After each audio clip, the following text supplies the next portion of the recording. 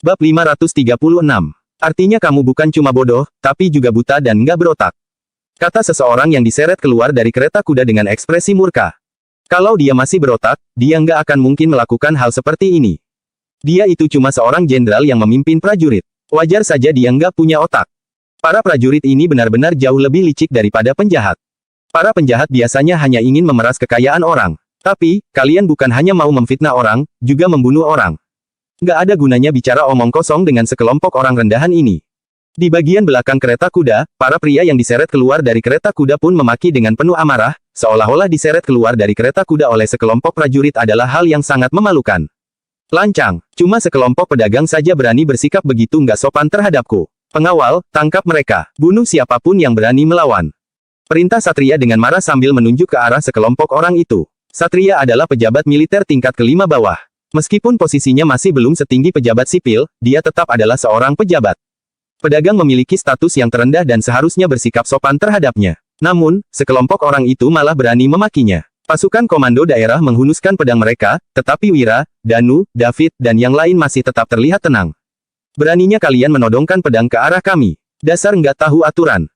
Belasan pria itu langsung murka. Mereka melepaskan jubah tebal yang mereka pakai, lalu mengeluarkan topi mereka dan memakainya. Setelah melihat baju dan topi yang dipakai sekelompok orang ini, para prajurit dari pasukan komando daerah langsung tercengang. Satria juga langsung ketakutan dan menjadi jauh lebih sadar. Dia bertanya, siapa kalian sebenarnya? 12 orang itu mengenakan pakaian khas yang biasanya dipakai sarjana kabupaten. Jika hanya sarjana kabupaten, mereka tidak perlu ditakuti. Namun, mereka juga memakai topi bunga. Biasanya, hanya orang yang sudah lulus ujian kerajaan yang boleh memakai topi bunga. Salah satu dari mereka juga mengenakan topi pejabat, pakaian sarjana kerajaan, dan sepatu pejabat. Aturan Nuala dalam berpakaian sangatlah ketat. Jadi, pakaian yang dikenakan seseorang harus sesuai dengan aturan kerajaan. Jika dinilai dari pakaian 12 orang ini, yang satu adalah sarjana kerajaan, sedangkan 11 lainnya adalah sarjana provinsi. Aku Nohan Lolana dari Kabupaten Kalana, sarjana provinsi tahun agung ke-18. Aku Japa Sukandi dari Kabupaten Hiloka, sarjana provinsi tahun agung ke-15. Aku Dewari Lintoro dari Kabupaten Pirola, sarjana provinsi tahun makmur pertama.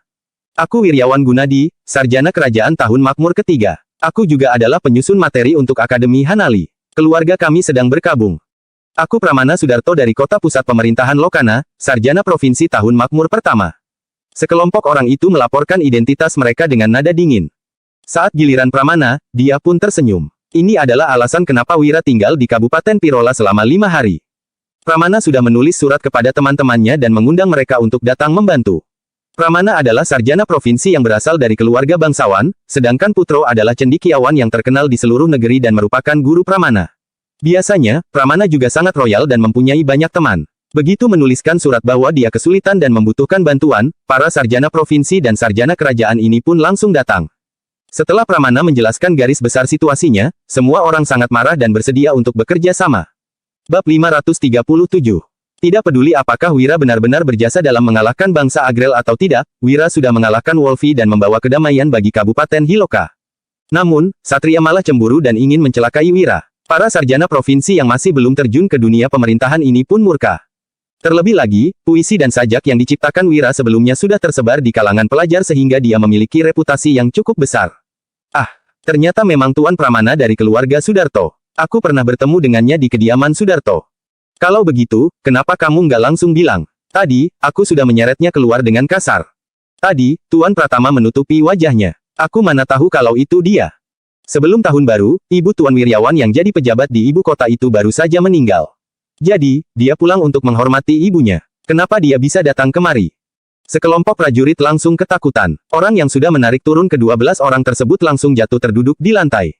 Di Nuala, kedudukan pelajar sangatlah tinggi. Namun, mereka sudah bertindak begitu kasar terhadap para sarjana provinsi dan sarjana kerajaan itu. Apa bedanya ini dengan menggali lubang kubur sendiri? Satria juga ketakutan, lalu menatap Wira dengan marah sambil berkata, Wira, ternyata kamu sudah mempersiapkan semuanya dari awal. Beraninya kamu menjebakku. Wira mendengus. Orang yang membuat jebakan itu kamu. Aku hanya melawan untuk melindungi diri. Sekarang, kamu harus menanggung akibat dari perbuatan burukmu. Setelah Lasmana mencarinya waktu itu, Wira sudah tahu bahwa pasti akan ada banyak orang yang mencari masalah dengannya dalam perjalanannya kali ini.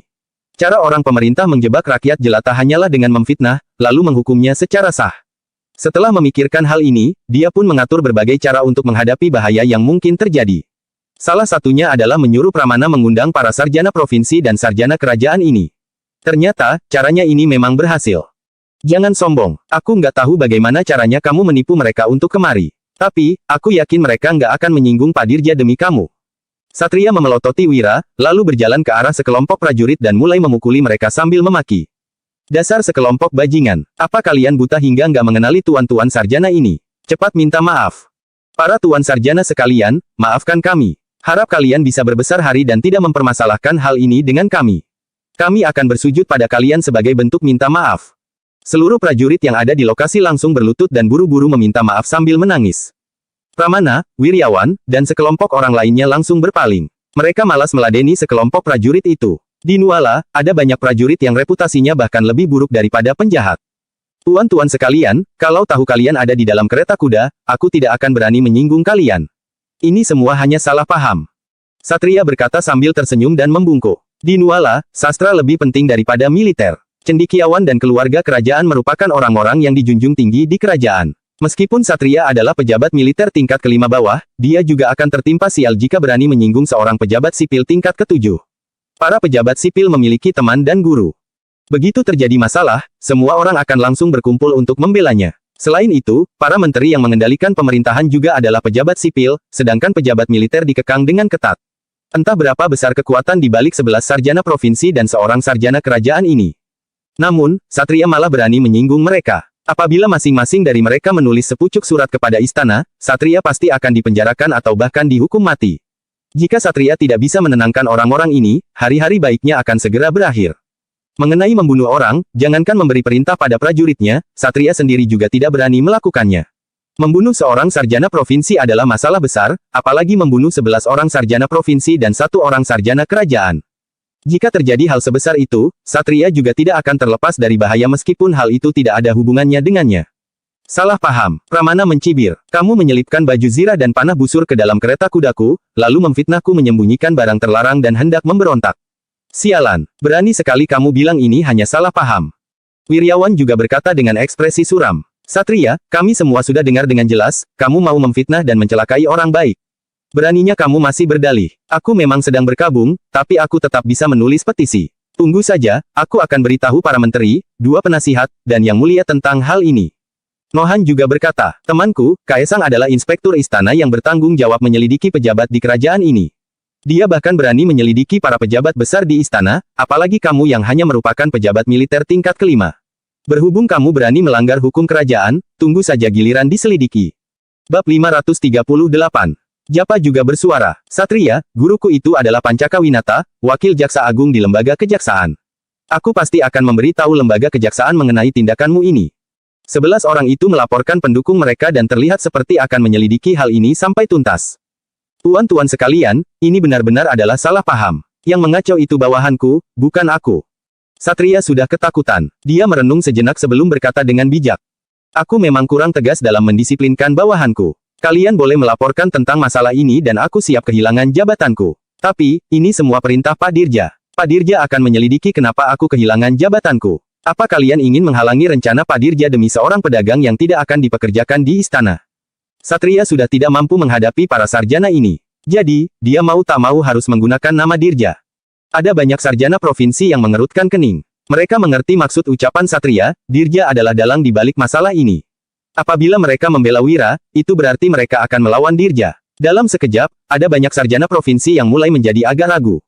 Meskipun mereka bisa mengancam Satria dengan penuh percaya diri, Dirja adalah prefektur Lokana dan juga seorang sarjana kerajaan.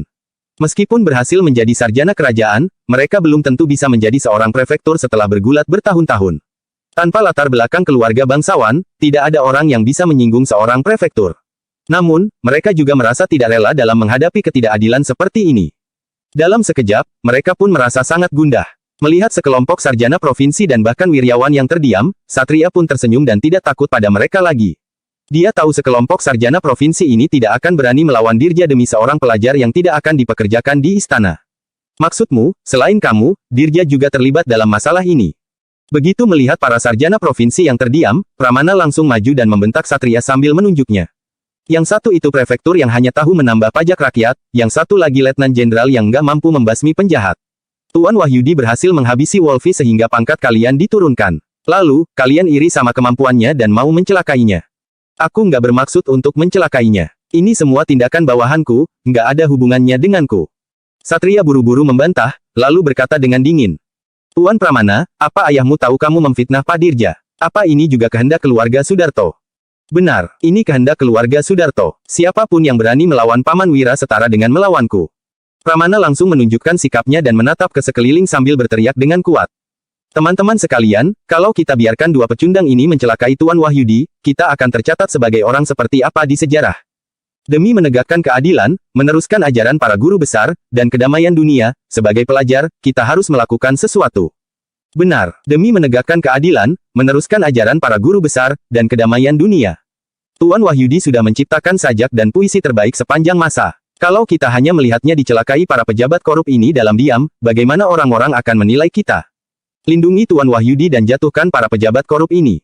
Begitu mengungkit tentang sejarah, semangat sekelompok sarjana provinsi itu langsung berkobar dan sedikit keraguan yang mereka rasakan langsung sirna. Kemudian, mereka langsung menyerang Satria. Duk, duk, duk. Sekelompok sarjana provinsi dan sarjana kerajaan mengangkat tangan mereka dan mulai memukul Satria. Aduh, jangan pukul lagi. Aku sudah menyadari kesalahanku. Tuan-tuan sekalian, jangan pukul lagi. Seru Satria sambil melindungi kepalanya dengan kedua tangan. Dia bisa mengalahkan sekelompok pelajar ini, tetapi tidak berani bertindak. Para prajurit yang berlutut di lantai juga menunduk. Mereka tidak berani menyaksikan pemimpin mereka dipukul. Wira pun terkejut. Dia tidak menyangka masalahnya akan menjadi seperti ini dan berpikir dalam hati.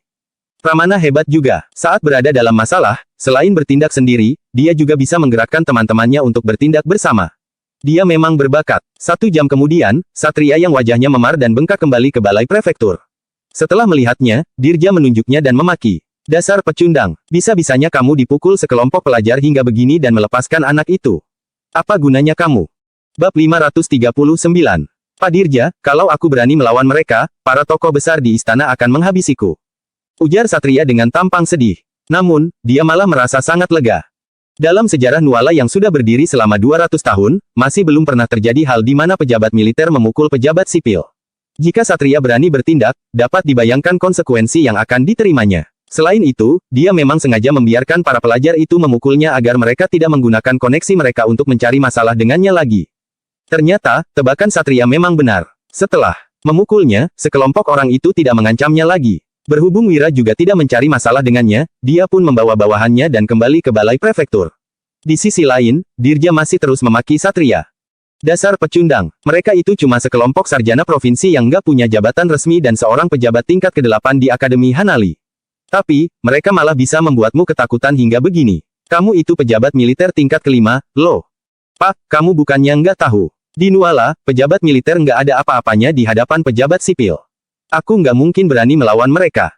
Satria tersenyum getir dan melanjutkan, Pak, bocah itu sangat licik dan punya bantuan dari begitu banyak sarjana provinsi. Sebaiknya, kita lupakan saja soal masalah ini. Kamu mungkin takut sama mereka, tapi aku nggak. Dirja yang juga merupakan seorang sarjana kerajaan mendengus.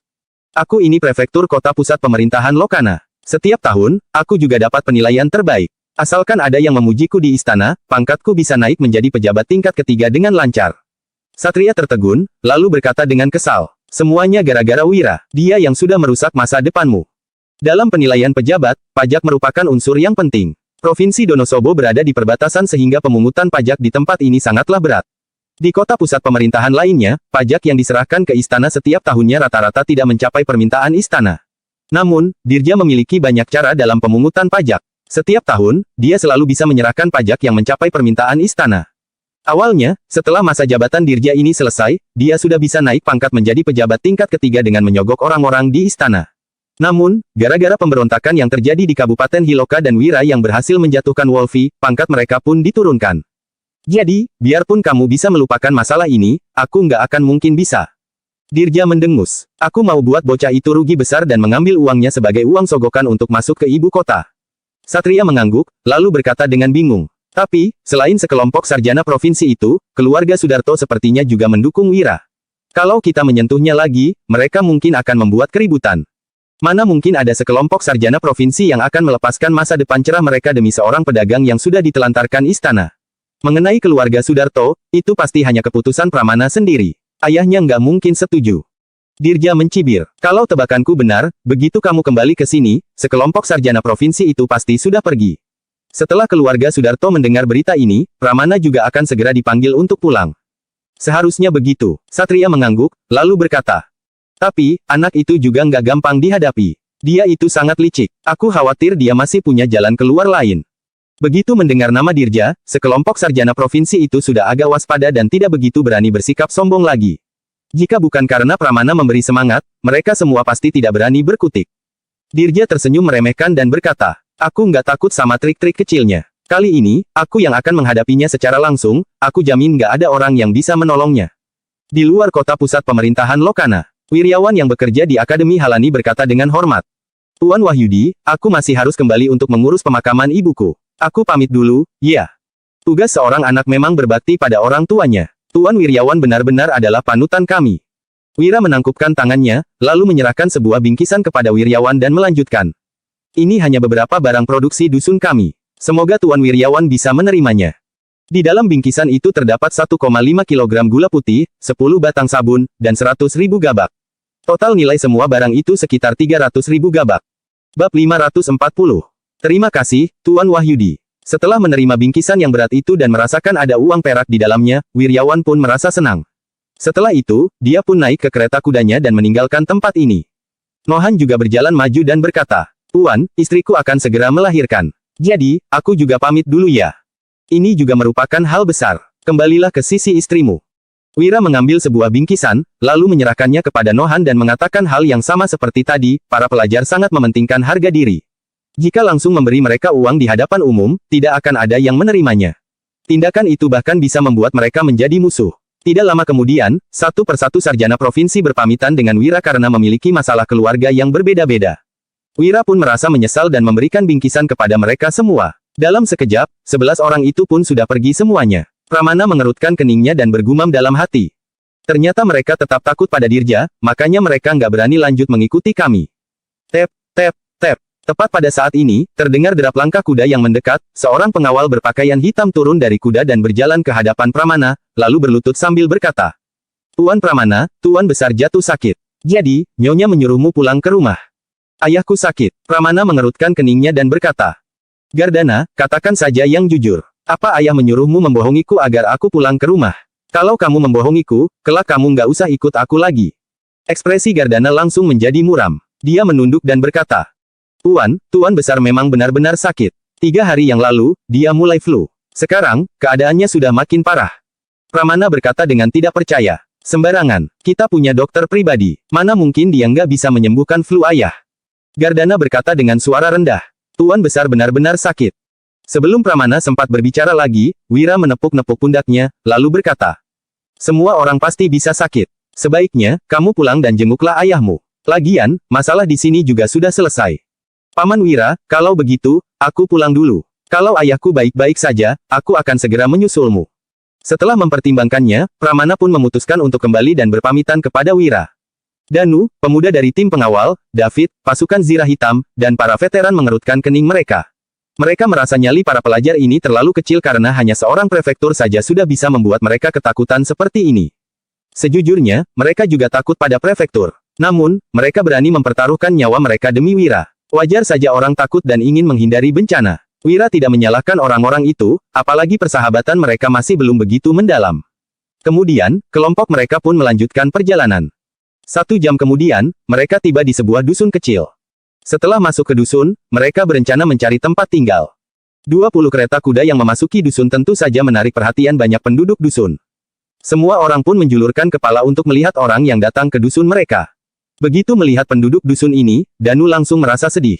Sebab, penduduk dusun ini kurang lebih sama dengan penduduk dusun Darmadi dulu. Tubuh mereka semua terlihat kotor, pakaian mereka juga sangat lusuh dan tipis. Ada banyak penduduk yang telanjang kaki sehingga kaki mereka terluka akibat kedinginan. Semua penduduk dusun juga sangat kurus dan tempat tinggal mereka juga terbuat dari gubuk jerami. Wira melambaikan tangannya, lalu seorang anak yang sudah hampir remaja dan telanjang kaki mendekat dengan ketakutan. Wira memberikan sedikit uang kepadanya dan bertanya. Sobat, siapa namamu? Pemuda itu tidak begitu berani menerima uang yang diberikan Wira. Setelah Wira memasukkan uang itu ke tangannya, dia pun berlutut dan menjawab sambil bersujud. Tuan, namaku Mada Pranowo. Wira memapahnya untuk berdiri dan berkata, Mada, kami ini pedagang yang lewat. Kami mau cari beberapa rumah untuk bermalam, sebaiknya rumahnya yang berderetan, setiap rumah akan dibayar 2.000 gabak semalam. Hah? Mada langsung terkejut dan buru-buru menjawab. Tuan, uang yang kamu tawarkan terlalu banyak. Orang-orang sudah bersedia menampung kalian dengan harga 200 gabak kok. Bab 541. Wira melambaikan tangannya sambil tersenyum dan berkata, kalau sudah merepotkan orang, kasih 2.000 gabak juga nggak masalah. Bantu aku pergi menanyakannya, ya. Sebenarnya, Wira bukannya tidak rela memberikan uang yang lebih banyak. Saat ini, uang hanyalah nominal baginya. Jika memberikan 2.000 gabak kepada keluarga miskin ini, mereka bisa menggunakannya untuk membeli beras dan mie. Sebaliknya, jika memberi hingga 10,000 sampai 20,000 gabak, uang itu mungkin akan dirampas orang lain. Tuan, kamu benar-benar baik hati sekali. Aku akan membantumu mencari tempat untuk menginap. Kata Mada sebelum pergi. Seluruh dusun seketika menjadi heboh. Tidak lama kemudian, sekelompok penduduk dusun yang berpakaian lusuh datang bersama dengan seorang pemuda berjubah panjang. Pakaian pemuda itu tampak luntur dan memiliki tambalan. Meskipun begitu, pakaiannya sangat bersih dan wajahnya juga terlihat cerah. Kemudian, Mada mengenalkannya kepada Wira, dan berkata, Tuan, ini adalah Kak Patli, kepala dusun dari Dusun Pranowo. Dia itu sarjana kabupaten yang punya gelar resmi, juga tuan tanah utama di dusun kami. Keluarganya punya tanah seluas 33 hektare. Tapi, dia sangat baik kepada kami karena hanya mengambil 20% uang sewa. Kak Patli sangat berakhlak mulia, kata Wira sambil memuji dengan tulus. Kemudian, dia menangkupkan tangannya dan berkata, Aku Wira Darmadi, orang dari Kabupaten Uswal. Aku mau pergi ke kota provinsi untuk berdagang. Biasanya, tuan tanah akan mengambil persentase sewa yang tinggi. Sekalipun orang itu memang baik hati, dia juga akan mengambil sebesar 40% sampai 50%. Di era ini, hanya mengambil biaya sewa sebesar 20% sudah bisa dianggap sangat berwelas asih. Bagaimanapun juga, tuan tanah juga harus membayar pajak. Ujian Kak Wira sudah berlebihan. Pajak yang diminta istana sudah terlalu besar. Biarpun aku hanya mengambil 20%, penduduk dusun juga sudah kesulitan, jawab Patli sambil tersenyum tidak berdaya. Kemudian, Patli menangkupkan tangannya dan berkata dengan hormat. Aku wakili penduduk dusun untuk berterima kasih atas kemurahan hati Kak Wira, tapi kamu nggak perlu bayar begitu banyak untuk menginap di dusun ini. Wira melambaikan tangannya dan tidak membiarkan Patli membahas masalah uang lagi. Akhirnya, Patli dan Mada pun membawa Wira serta rombongannya mencari tempat menginap di dusun. Tanpa membutuhkan waktu yang lama, mereka berhasil menemukan 10 rumah di dusun. 4 di antaranya memiliki halaman batu bata, sedangkan yang lainnya hanya memiliki pagar dari kayu. Setiap penduduk yang menerima uang sebesar 2.000 gabak dari Wira merasa sangat berterima kasih. Faktanya, mereka juga paham bahwa menyewakan rumah pedesaan dengan harga 100 gabak untuk semalam sudah termasuk sangat tinggi. Setelah itu, kelompok Wira pun mulai memasak dan mempersiapkan makan malam. Di sisi lain, Wira, Danu, David, dan belasan orang yang lain pergi ke rumah Patli. Rumah Patli memiliki 8 kamar yang terbuat dari batu bata dan sangat bersih. Setelah 2 kereta kuda ditarik ke halaman, Wira pun mengeluarkan 2.000 gabak dan memberikannya kepada Patli. Namun, Patli menolak dan berkata, Kak Wira, para penduduk sudah terima uang yang cukup banyak darimu. Aku nggak menghalanginya karena hidup mereka memang sudah. Tapi, aku nggak kekurangan apapun. Jadi, aku nggak bisa ambil uang kalian hanya karena menginap semalam saja. Melihat Patli yang berbicara dengan begitu tulus dan juga tidak terlihat kekurangan uang, Wira pun menyimpan kembali uangnya. Pada saat ini, seorang bocah laki-laki berjalan keluar dan memeluk kaki Patli. Dia menatap Wira dengan bingung dan berkata dengan suara pelan. Ayah, kita kedatangan tamu. Patli menarik bocah kecil itu ke depan dan berkata sambil tersenyum. Iya, dia ini Paman Wira, orang yang sangat baik hati. Bocah laki-laki itu melebarkan matanya, lalu memberi hormat dengan kikuk dan berkata. Halo, Paman Wira. Wira tersenyum, lalu mengambil sepotong gula kristal dari kereta kuda dan menaruhnya di tangan bocah kecil itu. Kemudian, dia bertanya. Siapa namamu? Bocah itu melirik Patli sekilas. Melihat Patli mengangguk, dia pun menerima gula kristal itu dan menjawab. Terima kasih, Paman Wira. Nama panggilanku Prama, nama lengkapku adalah Pramadana. Namanya juga anak kecil, belum tahu apa-apa, ucap Patli sambil tersenyum sungkan. Kemudian, dia berteriak ke dalam rumah. Siska, bawa Prama ke dalam. Aku mau bawa Kak Wira ke kamarnya. Seorang wanita muda yang cantik berjalan keluar, lalu memberi salam kepada Wira dan menggendong bocah kecil itu kembali ke kamar. Setelah itu, makan malam pun dimulai. Bab 542. Pelayan keluarga Patli membuat berbagai macam makanan. Di antaranya, ada serabi, bubur, dan tumis wortel. Demi menyambut kedatangan Wira, mereka juga mengukus seekor ayam. Di sisi lain, para veteran juga sedang memasak. Mereka telah melakukan perjalanan yang jauh dan bekerja keras sepanjang hari. Jadi, makanan mereka juga tidak kalah enak. Mereka memasak sosis, lalu memanggang roti dan memasak sepanci sup telur. Aromanya yang wangi menyebar hingga keluar pintu halaman. Saat ini, ada banyak anak-anak yang menonton di depan pintu sambil menelan air ludah, termasuk Mada. Hari ini ada tamu istimewa. Jadi, kalian nggak kebagian daging. Cepatlah pulang. Patli melambaikan tangannya kepada anak-anak itu, lalu menatap Wira sambil tersenyum dan berkata, penduduk dusun di sini miskin. Begitu masak daging, anak-anak akan berkumpul. Biasanya aku akan kasih mereka sepotong daging kecil. Anak-anak itu berpaling dengan enggan, tetapi Wira malah melambaikan tangannya kepada Mada dan berseru. Apa kamu mau makan daging? Mada menelan air liur sambil menggelengkan kepala. Namun, ketika melihat Wira melihatnya sambil tersenyum, dia pun menunduk dengan wajah tersipu dan menyahut. Mau. Wira pun berkata sambil tersenyum. Suruh teman-temanmu berbaris yang rapi. Nanti setiap orang akan kebagian daging. Terima kasih, Tuan, seru Mada. Dia langsung berpaling dan mengatur anak-anak di depan pintu untuk mulai berbaris. Setelah itu, Wira berkata kepada veteran yang sedang memasak. Tambah masak 2 potong daging dan panggang beberapa roti lagi, lalu bagikan roti lapis daging kepada masing-masing anak. Para veteran yang memasak pun bergegas mempersiapkannya. Di sisi lain, Patli menatap Wira sambil tersenyum dan berkata, Kak Wira, kamu benar-benar sangat baik hati. Wira tersenyum dan menjawab, kamu punya 33 hektare tanah. Kalau ambil sewa sebesar 40% sampai 50%, kamu nggak perlu makan wortel setiap malam dan bisa makan daging setiap harinya. Sebenarnya, bukannya Wira sangat baik hati. Hanya saja, dia hidup dalam masyarakat yang tidak kekurangan apapun pada kehidupan sebelumnya. Ditambah dengan mendapatkan ajaran moral yang tradisional, dia pun tidak tega melihat anak kecil kelaparan. Patli tersenyum dengan tidak berdaya, lalu berkata sambil menggeleng. Aku ambil 20% saja sudah buat para penduduk sangat kesulitan, apalagi kalau ambil hingga 40-50%. Wira pun bertanya dengan penasaran. Berapa banyak hasil pertanian yang diambil oleh pemerintah per 1 hektare tanah? Karena lokasi dusun kami lebih dekat ke kota pusat pemerintahan, pajaknya akan dipungut oleh petugas balai prefektur. Kami harus kasih 7 kg hasil pertanian per 1 hektare tanah. Jelas Patli. Kemudian, dia melanjutkan. Tapi, mereka nggak terima hasil pertanian. Pak Dirja hanya terima pembayaran pajak dalam bentuk uang. Pantas saja, kata Wira sambil mengerutkan keningnya. Tidak mengambil hasil pertanian, melainkan mengambil uang. Hal ini sangat mencurigakan. Begitu pemerintah memungut pajak dalam bentuk uang, penduduk harus menjual hasil pertanian mereka. Ini memberikan kesempatan kepada pedagang pangan untuk menekan harga bahan pangan. Bahan pangan yang harga pasarannya 3 gabak per setengah kilogram akan diturunkan menjadi 1 gabak per setengah kilogram. Meskipun begitu, pemerintah tetap memungut pajak sesuai harga pasaran. Alhasil, beban pajak ini menjadi berlipat ganda. Kalau hanya ambil uang, para penduduk masih bisa menjalani hidup mereka. Patli menghela napas dan melanjutkan. Paling parahnya lagi adalah pajak tambahan. Wira mengerutkan keningnya dan bertanya, berapa banyak macam pajak tambahan yang kalian bayar di sini? Mantan Pati dari Kabupaten Uswal juga memungut 5 macam pajak tambahan sehingga membuat rakyat sangat kesusahan.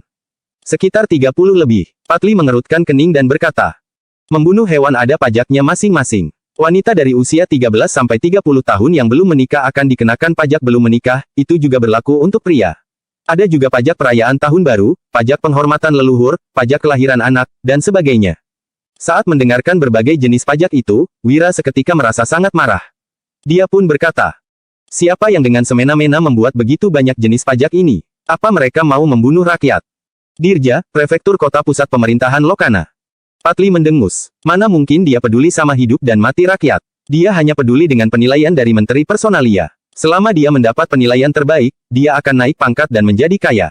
Untung saja, Tuan Wahyudi sangat luar biasa. Tuan Wahyudi berhasil menekan pemberontakan Wolfi dari Kabupaten Hiloka sehingga pangkatnya diturunkan. Danu, pemuda dari tim pengawal, pasukan Zirah Hitam, dan para veteran langsung merasa bangga ketika mendengar orang lain memuji Wira. Sebaliknya, Wira justru merasa sedikit malu saat mendengar orang lain memujinya secara langsung. Wira pun mengelus hidungnya dan menjawab, ujianmu sudah berlebihan. Wahyudi sebenarnya juga nggak begitu berbakat. Kalau nggak, pemerintah nggak akan menolak untuk mempekerjakannya. Wira memiliki nama samaran yang sangat terkenal, tetapi hanya beberapa orang yang kenal dengannya yang mengetahui nama aslinya. Mengenai segala strategi yang dimilikinya, semua itu didasarkan pada pengetahuan yang diperolehnya dari menonton video klasik Atrana di kehidupan masa lalu. Jadi, Wira bukan benar-benar pintar. Bab 543. Kak Wira, hati-hatilah saat berbicara. Raut wajah Patli menjadi suram, lalu dia berkata dengan nada serius. Tuan Wahyudi memahami sastra dan strategi militer. Dia mampu mengalahkan 10.000 pasukan berkuda bangsa Agrel, juga bisa menuliskan 4 kalimat Wahyudi, mengenang dirga, mengantar Iqbal ke kota, dengan kepintarannya. Dia merupakan seorang jenius di masanya. Wira berdeham sambil mengerutkan kening dan berkata, Panglima Yuda yang sudah mengalahkan bangsa Agrel, bukan Tuan Wahyudi. Wira merasa kebingungan dari mana orang ini mendengar informasi seperti itu, bisa-bisanya dia mengetahui masalah tentang kota pusat pemerintahan Jagabu. Panglima Yuda memang berjasa, tapi jasa terbesar itu milik Tuan Wahyudi. Seorang prajurit yang lagi melarikan diri dan cari makan yang memberitahuku tentang hal ini, ujar Patli. Kemudian, Patli mengecilkan suaranya dan berkata, sayangnya, para pengkhianat di istana mengelabui raja untuk nggak mempekerjakan Tuan Wahyudi lagi selamanya. Hal ini benar-benar membuat orang merasa sangat sedih. Entah gimana keadaan Tuan Wahyudi sekarang. Apa dia merasa putus asa atau enggak? Ya. Danu, tim pengawal, pasukan Zirah Hitam, dan para veteran hanya bisa menahan tawa di kejauhan, melihat kekhawatiran yang tulus dari Patli, Wira pun berkata dengan berani. Kamu nggak usah khawatir. Kalau Tuan Wahyudi benar-benar hebat, dia nggak akan dijatuhkan oleh masalah kecil seperti itu. Masalah kecil seperti itu. Apa kamu tahu apa artinya nggak dipekerjakan lagi selamanya bagi seorang pelajar? Setelah melirik Wira dengan tatapan sinis, Patli menangkupkan tangannya dan menghela napas, lalu berkata, Kak Wira, aku bukannya mau emosi padamu, aku hanya merasa marah atas hal yang menimpa Tuan Wahyudi. Kamu itu pedagang dari Kabupaten Uswal, apa kamu tahu di mana Tuan Wahyudi tinggal? Aku ingin mengunjunginya nanti. Sekujur tubuh Wira sontak bergidik, lalu dia bertanya. Kamu mau jadi penggemarnya? Patli tampak kebingungan. Setelah mendengar penjelasan dari Wira, dia pun berkata sambil tersenyum. Nggak masalah kalau dibilang penggemar. Sebagai pelajar, yang kami impikan itu memperbaiki dunia, memberikan tujuan kepada hidup, mewarisi pengetahuan dari orang bijak, dan membawa kedamaian bagi dunia. Kami nggak bisa melakukan semua ini, tapi Tuan Wahyudi sudah melakukannya. Jadi, nggak masalah kalau kami disebut penggemarnya. Wira kembali berdeham, lalu berkata dengan berani. Aku hanya seorang pedagang, nggak terlalu paham soal pelajar. Jadi, aku nggak tahu dia tinggal di mana. Begini saja, tunggu aku pulang dari kota provinsi 1 bulan lagi, lalu ikutlah denganku ke Kabupaten Uswal. Aku akan membantumu cari tahu. Baik, sepakat, iya. Ucap Patli sambil menangkupkan tangannya dan tersenyum berseri-seri. Pada saat ini, seorang wanita yang cantik keluar bersama seorang anak kecil. Kemudian, dia memanggil dengan suara lembut. Suamiku, ayo kita makan. Kalau enggak, nanti makanannya dingin, loh. Oke, Patli melambaikan tangannya dan berkata, Kak Wira, silakan. Tunggu sebentar. Wira berjalan ke arah veteran yang memasak, lalu mengambil keranjang berisi roti lapis daging yang sudah disiapkan sebelumnya dan berjalan keluar. Mada dan banyak anak kecil lainnya sedang berbaris di depan pintu sambil menatap ke depan. Nih, Wira pun mulai membagikan roti lapis daging itu. Begitu menerimanya, sebagian anak kecil langsung memeluk roti lapis daging itu dan pergi sambil menahan air liur. Ada juga sebagian anak kecil yang langsung menyantapnya dengan lahap. Sementara itu, Mada berdiri di baris paling akhir. Ketika mendapatkan sebuah roti lapis daging, dia langsung memasukkannya ke pakaian, lalu bersujud dan berkata, Terima kasih, Tuan. Berdirilah. Wira langsung memapah Mada untuk berdiri, lalu diam-diam menaruh sedikit uang ke tangannya dan berkata, Jangan biarkan orang lain melihatnya, cepatlah pulang. Kebaikan besar Tuan ini hanya bisa aku balas di kehidupan selanjutnya. Setelah meniru ucapan dalam pertunjukan, Mada mengusap air matanya, lalu langsung berbalik dan pergi dengan cepat. Setibanya di depan pintu dusun, Mada menyipitkan matanya, bersembunyi di sebuah sudut dinding, dan tidak berani bergerak lagi. Malam harinya, sekelompok petugas patroli dari balai prefektur dan kepala desa masuk ke dusun. Mada yang ketakutan mencoba untuk pergi. Namun, begitu mendengar mereka bertanya apakah ada pria bermarga Darmadi yang datang ke dusun ini, dia pun tidak bisa menahan diri dan diam-diam mendekati mereka. Bab 544. Dusun Pranowo ditempati oleh penduduk bermarga Pranowo, orang bermarga Darmadi di dusun ini hanyalah Wira yang menumpang tinggal. Jadi, kemungkinan besar orang yang dimaksud oleh para petugas patroli ini adalah Wira. Setelah mendekat dengan hati-hati, Mada menempelkan telinganya di dinding dan diam-diam menguping. Di dalam rumah yang gelap, sebuah lampu minyak dinyalakan. Pemilik rumah yang bernama Kama Pranowo sedang berlutut di lantai dengan ketakutan. Di satu-satunya kursi di sana, ada seorang pria parubaya berkumis dan bermata tajam yang duduk di atasnya. Sementara itu, kepala desa dan 4 petugas patroli berdiri di sampingnya. Kemudian, kepala desa menunjuk pria parubaya itu dan mengenalkan. Kama, ini Pak Agra, kepala petugas patroli di kota pusat pemerintahan Lokana, dia mau menanyakan beberapa hal padamu. Jadi, jawab yang jujur, ya. Baik, baik, sahut Kama yang berlutut sambil mengangguk, sebagai seorang preman, Kama tentu saja pernah mendengar reputasi Agra. Dia merupakan tokoh besar di kota pusat pemerintahan dan sangat andal dalam menyelesaikan kasus. Dia memiliki pengaruh dalam dunia persilatan maupun pemerintahan dan metode yang digunakannya sangatlah kejam. Agra, kepala petugas patroli dari kota pusat pemerintahan Lokana itu pun berkata dengan tegas. Seseorang bermarga Darmadi membawa 20 kereta kuda untuk menumpang tinggal di dusun kalian. Di mana dia sekarang? Saat mendengar Agra mencari tahu tentang pedagang bermarga Darmadi itu, Kama langsung merasa penasaran. Namun, dia tetap menjawab dengan jujur. Dia menumpang tinggal di rumah seorang sarjana kabupaten bernama Patli. Sarjana kabupaten, Patli. Agra mengerutkan kening, lalu bertanya dengan suara berat. Ada siapa saja di rumah Patli itu? Kama kembali kebingungan saat Agra mencari tahu tentang situasi di rumah Patli. Dia memaksakan diri untuk menjawab. Keluarganya Patli terdiri dari 5 orang, ada dia, istrinya, anaknya, dan 2 pelayan. Istri dan pelayan. Sorot mata Agra menjadi suram, lalu dia bertanya. Paras Siska dan pelayannya lumayan cantik, kan? Siska itu wanita tercantik di dusun sekitar ini, pelayannya juga sangat menarik.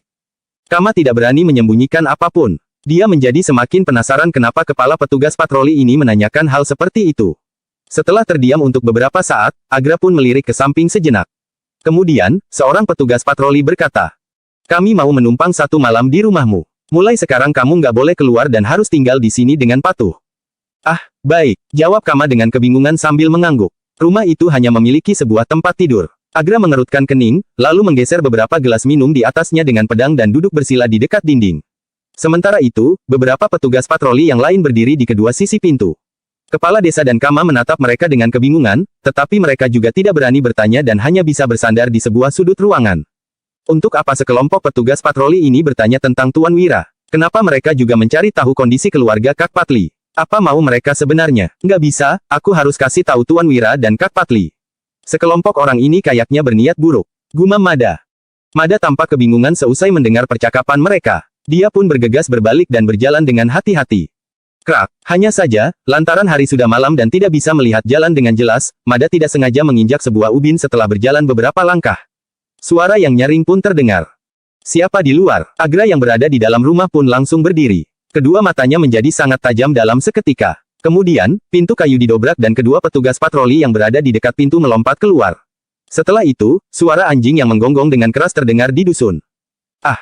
Pada pukul 3 pagi, Wira berteriak dan tersentak dari mimpinya, keringat dingin menetes di dahinya. Brak, Danu yang berada di sampingnya langsung bangun dan menghampirinya dengan cepat, lalu bertanya. Kak Wira, ada apa? Nggak apa-apa. Wira mengerutkan kening sambil menggeleng, lalu dia lanjut berkata, mungkin aku minum terlalu banyak semalam. Semalam saat makan bersama Patli, Prama pun menuangkan arak untuknya di samping. Dia dan Patli mengobrol banyak dan minum hingga tengah malam sebelum akhirnya tidur. Di dalam mimpi barusan, Wira melihat Patli dan keluarganya saling bergandengan tangan. Mereka berdiri di dalam kabut yang besar sambil menatapnya. Wira hendak mendekat untuk menyapa, tetapi Patli dan keluarganya melambaikan tangan dan lenyap begitu saja. Kemudian, Danu pun berkata, Kak Wira, tidurlah sebentar lagi. Ini masih subuh. Nggak apa-apa, aku nggak bisa tidur lagi, jawab Wira. Kemudian, dia langsung bangkit dan pergi mandi. Kemudian, Wira mulai berlatih Wing Chun, tetapi tetap tidak bisa menenangkan hatinya yang gelisah. Danu yang berdiri di sampingnya pun bertanya dengan kebingungan. Kak Wira, kamu kenapa? Keterampilan Wing Chun Wira sudah sangat sempurna. Dia bisa memasuki kondisi yang tenang dalam sekejap dan tidak pernah terlihat seperti ini sebelumnya. Entahlah, aku merasa sangat gelisah dan ingin segera meninggalkan tempat ini, jawab Wira dengan kebingungan sambil mengerutkan kening. Dusun Pranowo sama seperti Dusun Darmadi yang sebelumnya dan karakter Patli juga hampir sama dengan Wira. Akan tetapi, entah mengapa Wira justru ingin pergi, seolah-olah merasa dirinya tidak seharusnya berada di sini. Danu lalu berkata, aku akan menyuruh semua orang untuk segera menyiapkan sarapan. Mari kita pergi seusai sarapan. Bab 545. Wira mengangguk, lalu dia mulai berlatih teknik tinju keluarga Wutari untuk memperkuat otot dan tulangnya. Saat fajar perlahan muncul, mereka pun bersiap untuk melanjutkan perjalanan lagi seusai sarapan dan mengisi cadangan air. Kak Wira, kabut pagi hari cukup tebal, kamu nggak usah buru-buru pergi. Patli datang bersama istrinya yang cantik dan juga Prama. Wira menangkupkan tangannya dan berkata, barang yang kubawa ini sedikit mendesak. Jadi, aku harus mengantarkannya ke kota provinsi secepat mungkin. Sebenarnya, waktu keberangkatan mereka ini tidak terlalu berbeda dari biasanya. Mereka hanya berangkat sedikit lebih awal hari ini. Patli pun menghela napas dan berkata, aku merasa senang berteman denganmu. Kalau bukan karena bisnismu, aku sangat ingin kamu tinggal lebih lama lagi. Siska yang cantik juga ikut mengangguk di samping dan menimpali. Suamiku sangat jarang bisa langsung akrab dengan orang lain. Sementara itu, Prama menarik tangan Wira, lalu mendongak dan berkata, Paman Wira, gula kristal pemberianmu ini sangat manis. Kamu harus mampir ke rumahku lagi setelah balik dari kota provinsi, ya. Hahaha. Wira menggendong Prama sambil tertawa, lalu berkata, kamu ingin ketemu paman atau makan gula kristal? Air liur Prama pun mengalir keluar, lalu dia berkata dengan wajah yang tersipu. Mau bertemu paman, juga mau makan gula kristal. Hahaha, anak nakal. Wira mengelus kepala Prama yang kecil sebelum menurunkannya. Wira pun melambaikan tangannya, lalu naik ke kereta dan berkata, Kak Patli, sampai jumpa. Sampai jumpa 1 bulan lagi. Seru Patli sambil menangkupkan tangannya. Di sisi lain, istrinya yang cantik membungkuk dan Prama melambaikan tangan kecilnya dengan penuh semangat. Akhirnya, 20 rombongan kereta kuda meninggalkan dusun. Wira yang duduk di dalam kereta kuda mengerutkan kening dengan erat. Entah kenapa, dia merasa semakin tidak nyaman setelah meninggalkan dusun. Namun, dia juga tidak mengerti apa alasannya. Di rumah Kama di depan dusun, Agra bertanya dengan suara berat. Apa Wira dan rombongannya sudah pergi? Seorang petugas patroli datang melapor. Semuanya sudah pergi. Agra langsung meraih pedangnya, lalu berdiri dan berkata, ayo, ke rumah Patli. Lakukan sesuai rencana. Rencana. Kepala desa dan Kama seketika merasa gugup. Mereka tidak tahu apa yang ingin dilakukan para petugas patroli itu. Kemudian, seorang petugas patroli berbisik. Tuan Agra, bocah semalam belum tertangkap. Nggak masalah, kita tangani saja nanti. Agra melambaikan tangannya tanpa ekspresi, lalu berkata sambil melirik Kama. Kamu, ikut dengan kami. Kama pun hanya bisa mengikuti mereka dengan ketakutan. Setibanya di rumah Patli, Agra memberikan isyarat mata kepada Kama. Kemudian, Kama langsung mengetuk pintu dengan ketakutan. Siapa? Tanya pelayan di rumah Patli. Aku, jawab Kama. Oh, Kama, ada urusan apa? Pelayan di rumah Patli pun membukakan pintu. Pada saat ini, Agra kembali memberikan isyarat mata. Seorang petugas patroli langsung bergerak maju dan menebaskan pedangnya. Pelayan itu berteriak dan langsung terjatuh ke lantai. Di sisi lain, Patli yang sedang berjalan keluar langsung terkejut dan berseru. Apa yang kalian lakukan? Jelep, petugas patroli yang lain langsung menarik busur silangnya dan anak panah itu menembus dada Patli. Kalian. Patli pun tergeletak di lantai sambil menatap beberapa orang itu dengan ekspresi tidak percaya. Darah segar mulai membasahi bajunya. Suamiku, teriak Siska. Tuan, teriak pelayannya. Siska yang cantik keluar bersama pelayannya. Saat melihat segala sesuatu yang terjadi di halaman, mereka pun ketakutan.